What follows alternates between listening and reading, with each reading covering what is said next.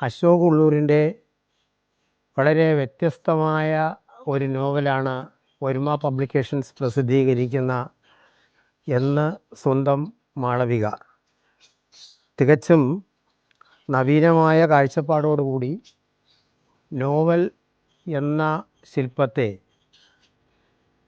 പുതിയ ഭാവുകത്വത്തിലേക്ക് ആവിഷ്കരിക്കുവാൻ അശോക് ശ്രമിക്കുന്നുണ്ട്. നിരന്തരം മാറിക്കൊണ്ടിരിക്കുന്ന സാഹിത്യ രൂപങ്ങളിൽ ഒന്നാണ് നോവൽ. ഇതര സാഹിത്യശാഖകളെ പോലെ നോവലിനും നിരന്തരമായ മാറ്റം നമ്മുടെ ഭാഷയിലെ നോവലുകൾക്ക് പ്രത്യേകിച്ചും സംഭവിച്ചുകൊണ്ടിരിക്കുകയാണ്.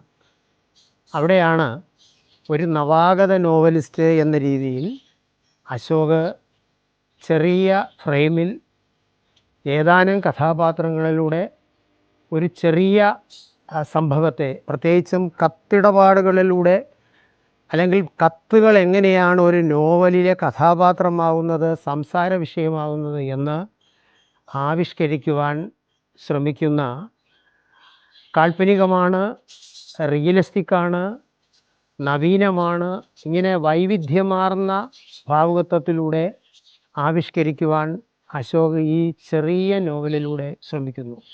ഒരുപക്ഷെ ഒരു പുതിയ എഴുത്തുകാരനെന്ന നിലയിൽ, അദ്ദേഹത്തിൻ്റെ ആദ്യ കൃതി എന്ന നിലയിൽ ഈ നോവൽ അദ്ദേഹം ഇനി എഴുതാൻ പോകുന്ന നോവലുകളുടെ ഒരു നല്ല തുടക്കമാണ്. ഈ നോവലിൽ നിന്നും അദ്ദേഹത്തിന് ഇതിനേക്കാൾ മികച്ച നോവലുകൾ എഴുതുവാൻ കഴിയുമെന്ന നിലയിൽ, ഒരു എഴുത്തുകാരനെന്ന നിലയിൽ, ഒരു പ്രസാധകനെന്ന നിലയിൽ, എൻ്റെ വായനയിൽ, എൻ്റെ സാഹിത്യബോധത്തിൽ എനിക്ക് ഉത്തമമായ ബോധ്യമുണ്ട്. അതുകൊണ്ട് ശ്രീ അശോക് ഉള്ളൂരിന് എൻ്റെ എല്ലാവിധമായ ആശംസകളും ഈ സന്ദർഭത്തിൽ അർപ്പിക്കുന്നു.